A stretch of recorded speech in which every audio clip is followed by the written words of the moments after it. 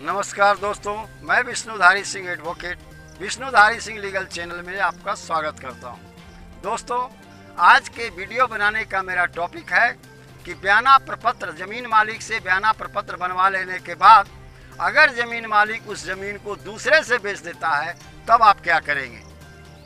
क्योंकि ऐसी भी परिस्थिति समाज में देखने को मिली है कि एग्रीमेंट किया, बयाना लिया किसी से और बेच दिया जमीन मालिक किसी से। चूँकि बेईमानी का युग है, उन्हें रेट ज़्यादा मिला या किसी कारणवश किसी दबाव में वो दूसरे को रजिस्ट्री कर दिए।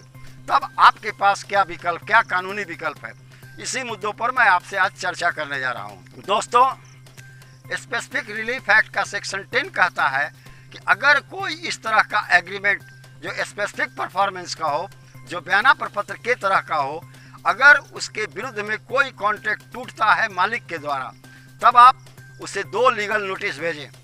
एक वकालतन नोटिस 1 माह पहले, और फिर अगर जवाब नहीं मिलता तो दूसरा वकालतन नोटिस उसे भेजें। दूसरे वकालतन नोटिस पर भी अगर वो जवाब नहीं देता तब आप किसी अधिवक्ता को ठीक करके उनसे बातचीत करके न्यायालय में स्पेसिफिक परफॉर्मेंस ऑफ कॉन्ट्रैक्ट के इन्फोर्स कराने के लिए, उसे लागू कराने के लिए सेक्शन 10 स्पेसिफिक रिलीफ एक्ट के अंदर आप मुकदमा दायर कर सकते हैं।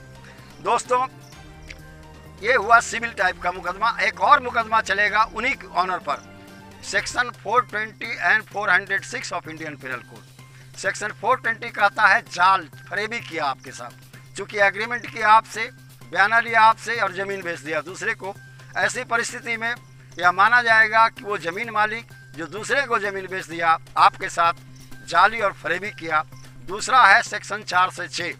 4 से 6 यानी 406 कहता है कि क्रिमिनल ब्रीच ऑफ ट्रस्ट, यानी आपके साथ आपराधिक रूप से आपके विश्वास का घात किया। दोस्तों, ये दोनों नॉन बेलेबल दफ़ा है। इसमें मालिक को जेल जाना ही पड़ता है और बिल कराना ही पड़ेगा। वैसी परिस्थिति में भी दबाव में आकर मालिक आपको रजिस्ट्री कर देंगे।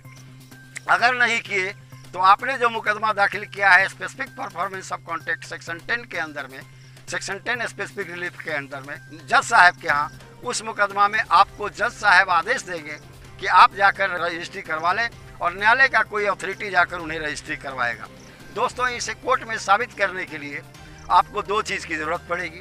पहला है डॉक्यूमेंट, जो आपका एग्रीमेंट पेपर है, जो आपका बयाना प्रपत्र है, और उस बयाना प्रपत्र को आप न्यायालय में एग्जिबिट कराएं कि इस तरह का बयाना ऑनर जो ज़मीन का मालिक है वो हमारे साथ किया और बाद में चल के ये ज़मीन किसी दूसरे को बेच दिया।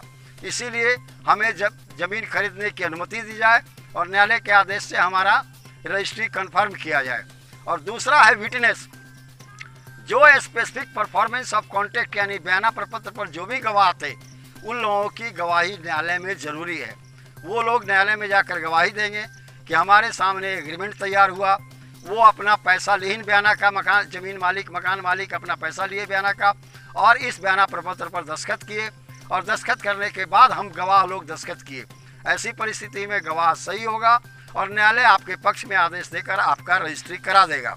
उसके बाद सर्किल ऑफिसर के यहाँ जाएं, सीओ साहब के यहाँ जाएं, अंचल कार्यालय में जाएं, और वहाँ उस रजिस्ट्री के आधार पर जो कोर्ट के आदेश के द्वारा हुआ है, उस आधार पर आपके नाम से उस ज़मीन का दाखिल खारिज हो जाएगा।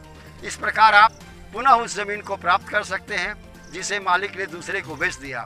हाँ, न्यायालय जो है पहली रजिस्ट्री को जो मालिक दूसरे को बेचा है, आपके एग्रीमेंट करने के बाद उस रजिस्ट्री को निरस्त कर देगा, उसे शून्य घोषित कर दिया जाएगा। विशेष अगले वीडियो में।